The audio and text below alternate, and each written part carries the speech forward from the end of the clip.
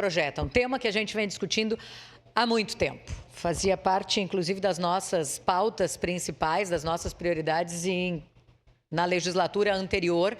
E eu preciso aqui fazer uma referência. Aliás, esteve comigo ontem, muito obrigada pela visita, ao nosso ex-vereador, Camilles, que ele e eu, na legislatura passada, falamos muito, cansamos os colegas vereadores, cansamos a comunidade, cansamos o executivo e chegamos, inclusive, até o Ministério Público para que a gente estivesse envolvido em buscar uma solução para esse tema que é absolutamente complexo, muito difícil. A gente está falando sobre questões não só de poluição visual, que já é gravíssimo, porque a situação é horrível, mas nós estamos falando sobre segurança, da questão dos fios emaranhados, dos cabos soltos, de muitas situações que vinham aqui, que eram relatadas ao gabinete, que a gente fazia encaminhamento e que não via nenhum tipo de resolução.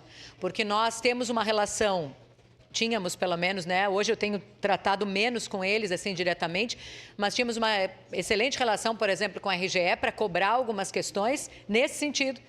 Mas soluções eram muito poucas, muitas questões pontuais. Então, a gente veio discutindo, se criou a força-tarefa, conseguimos mobilizar o executivo para que isso acontecesse.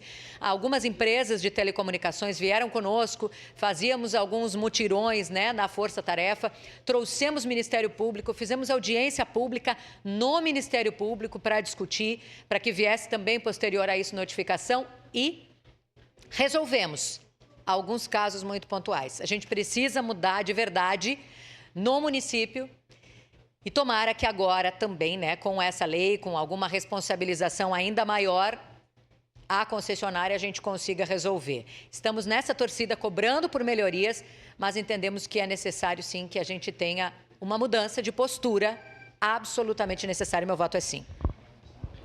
Próximo inscrito.